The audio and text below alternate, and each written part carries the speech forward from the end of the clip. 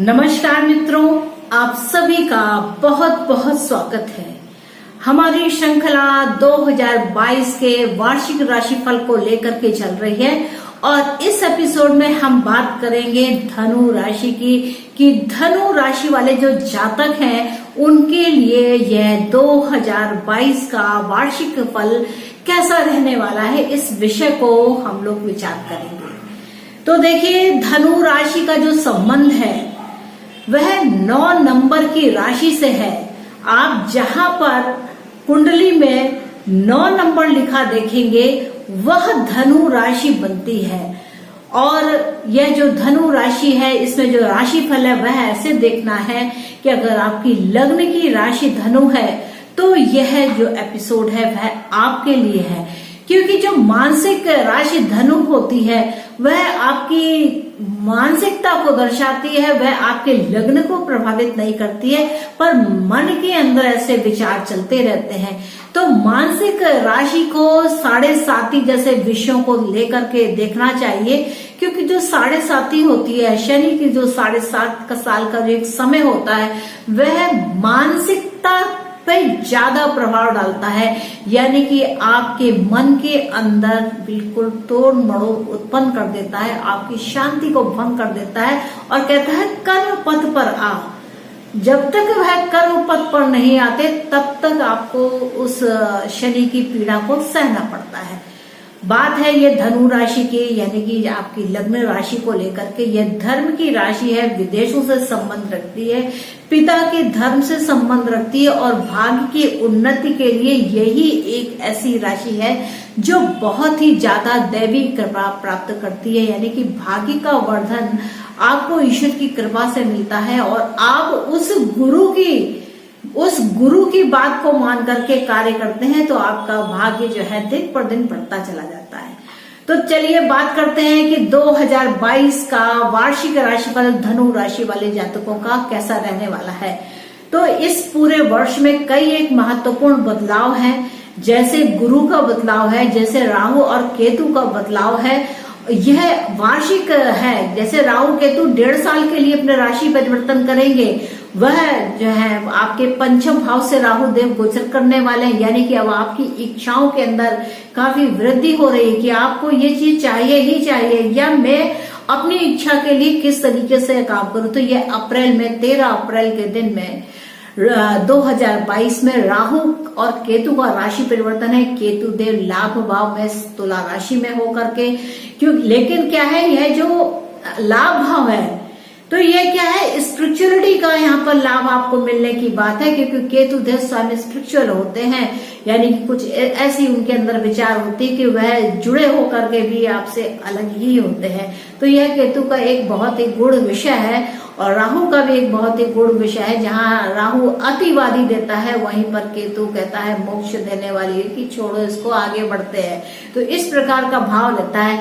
और गुरुदेव महाराज भी 13 अप्रैल को राशि परिवर्तन कर रहे हैं, वह कुंभ राशि को छोड़ करके मीन राशि में आएंगे। और शनि देव का भी हमें यहाँ महत्वपूर्ण परिवर्तन दिखेगा। शनि देव के हमें 2 महत्वपूर्ण परिवर्तन दिखेंगे, एक तो मकर से कुंभ में आना और फिर पुनः कुंभ से मकर को जाना और मकर से फिर मार्गी होकर के कुंभ में आना, तब जाकर के शनिदेव अपना कर्म का फल देंगे। तो यहाँ शनिदेव की जो बात है वो बहुत ही ज्यादा कही जाए तो बहुत मायने रखती है, यानी कि आपको कर्म के सिद्धांत पर जब तक वह कर्म उस तरीके से ठीक ना हो जाए तब तक वह आपको उस तरीके के कर्म करवाती है। तो सबसे पहले बात करते हैं कि धनु राशि वाले जो जातक हैं उनका इस समय पर स्वास्थ्य कैसा रहने वाला है। देखिए, जो धनु देव के स्वामी है, यानी कि धनु राशि के जो स्वामी है वह गुरुदेव है, वह वर्तमान में, अगर आज की बात करते हैं, जनवरी मास की बात करते हैं, तो यह कुंभ राशि से गोचर कर रहे हैं और अप्रैल मास में ये आपके 4थे भाव से गोचर करेंगे। तो गुरु का जो काम है विस्तार करना, तो यहाँ पर आपको भूमि भवन वाहन और माता के विषय को लेकर, सुख संपत्ति को लेकर के यहाँ पर अप्रैल मास के बाद विस्तार होने के लक्षण दिखाई दे रहे हैं कि यहाँ पर बहुत ज्यादा वृद्धि हो सकता है कि आप कोई मकान खरीदे, हो सकता है कि आप कोई भूमि खरीदे, हो सकता है कि आप अपने घर में सुखों की वृद्धि हो, जहाँ पर देवता जैसी चीजें स्थापित की जाए और आप उसका पूजन अर्चना हमेशा करें। तो ये अप्रैल मास के बाद से यह परिवर्तन होगा। और अगर हम बात करें कि शनि देव की, यानी कि आपके कुटुंब के भाव को अगर देखते हैं, धन के भाव को देखते हैं, तो यहाँ पर शनि देव महाराज, अगर हम पारिवारिक दृष्टिकोण देखें, आपके धन के दृष्टिकोण को देखें, तो यहाँ पर हमें देखना होगा कि आपका द्वितीय भाव यानी कि वाणी का भाव, आपके कोष का भाव, आपके फैमिली का भाव, तो यहाँ पर शनि देव है। तो यहाँ के जो स्वामित्व रखने वाले शनि देव है, यह एक बार तृतीय भाव में आ जाएंगे और यहाँ से फिर यह पुनः वापस होकर के मकर राशि में जाएंगे, यानी कि फैमिली के अंदर कुछ आवागमन की स्थिति दिखाई देती है। पैसे को लेकर के यहाँ पर आवागमन की स्थिति दिखाई देती है। यहाँ पर शेयरिंग ऑफ द थिंग्स भी दिखाई देती है, क्योंकि जो तृतीय भाव है वह शेयरिंग को भी दर्शाता है, आपके कुछ लेखन को भी दिखाता है, आपकी कुछ महत्वपूर्ण योग्यताओं को दिखाता है, जिसे आप कलम के द्वारा, हस्ताक्षर के द्वारा सिद्ध कर सकते हैं। तो यहाँ पर कुछ ऐसे महत्वपूर्ण काम है। और वही अगर हम नेपच्यून को देखें तो नेपच्यून भी राशि परिवर्तन करेंगे, वो भी 2 बार करेंगे। नेपच्यून कुंभ राशि से आपके मीन राशि में जाएंगे और मीन राशि से पुनः या वापस कुंभ में जाएंगे। तो यहाँ पर यह जो सक्रियता है ग्रहों की, या उसके जो फल है वो आपकी फैमिली से मिलने वाले हैं, आपके घर से मिलने वाले हैं, आपके परिवार से मिलने वाले हैं, आपकी मेहनत रंग लाएगी। और यहाँ पर आपकी इच्छाओं की पूर्ति का भी भाव दिखाई देता है कि बिल्कुल स्पष्ट रूप से देखा जाए तो द्वितीय भाव, तृतीय भाव, चतुर्थ भाव, 5वां भाव और एकादश भाव यह सक्रिय अवस्था में है। तो जो भी महत्वपूर्ण फल है वह इन्हीं भावों से आने वाले हैं। यहाँ पे कैरियर में कोई विशेष बात नहीं है, आपके जीवन साथी के संबंध में भी ज्यादा कुछ महत्वपूर्ण बात नहीं है। यहाँ पर रोग ऋण शत्रुओं पर भी आपका अच्छा खासा वर्चस्व रहने वाला है। तो कुल मिला के जो प्राथमिकता है इस पूरे वर्ष में वह आपके द्वितीय भाव यानी कि वाणी को लेकर के, आपके खान पान को लेकर के, आपकी फैमिली को लेकर के, आपके बैंक बैलेंस को लेकर के यहाँ पर कुछ महत्वपूर्ण बातें होने जा रही हैं।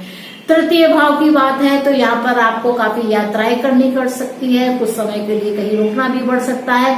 तो क्योंकि गुरुदेव, शनिदेव और नेपच्यून भी आपको उस लोक में कर्म करने के लिए लेके जाएंगे।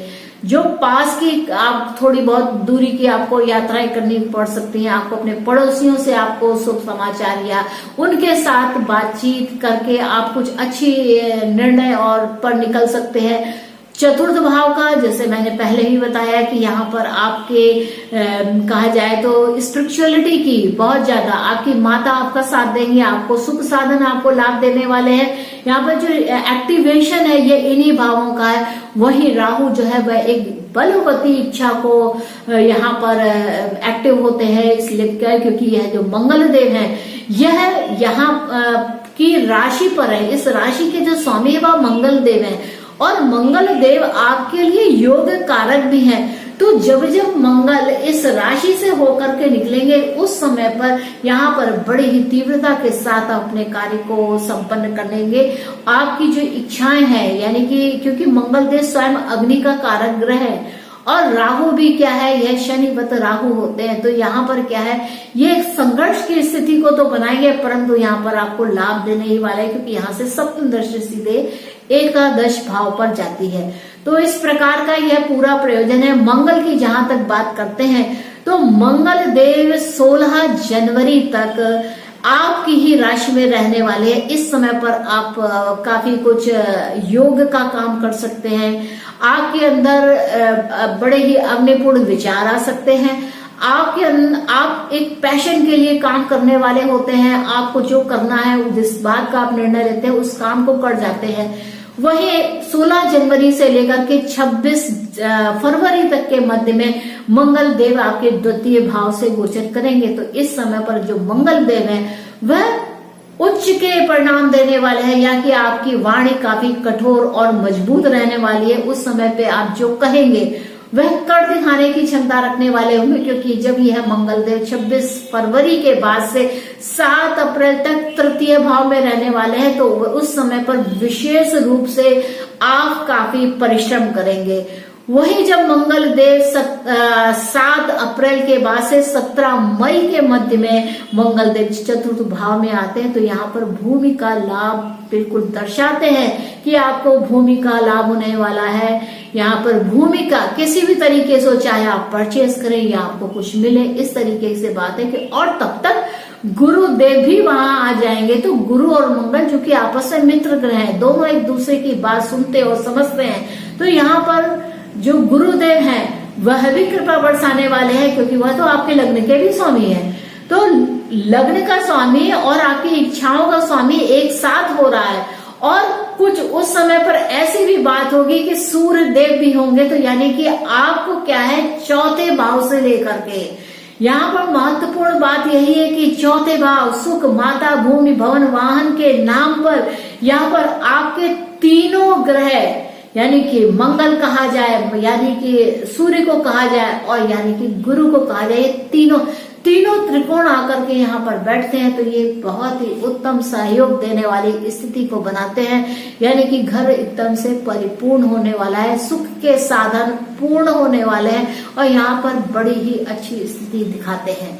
तो इस प्रकार का ये यहाँ पर है। और वही मंगल की अगर बात करें तो मंगल देव जो है कहा जाए तो 11 अगस्त के मध्य में, 11 अगस्त से लेकर के यह वृषभ राशि में जाने के बाद यह मिथुन राशि में जाएंगे और मिथुन राशि से फिर वक्रता प्राप्त करके यह वृषभ राशि में आएंगे। तो इस प्रकार इनका साल के अंत तक आवागमन लगातार बना ही रहेगा। तो यानी कि छठे भाव में भी जो मंगल होते हैं वह बहुत कुछ अच्छे परिणाम देने वाले होते हैं, क्योंकि यह शत्रु के ऊपर अपना वर्चस्व स्थापित रखते हैं। वही यह मिथुन राशि में जाते हैं तो ये कम्युनिकेशन को लेकर के, यानी कि जिससे आपका कम्युनिकेशन है, जिससे आप बात करते हैं, जिसके साथ व्यवहार करते हैं, उस पर भी आप अपना इच्छाओं का, क्योंकि ये आपकी इच्छाओं के भी स्वामी है, तो इच्छाओं का प्रभाव डालते हुए अपना कार्य सिद्ध करने में सक्षम होते हैं।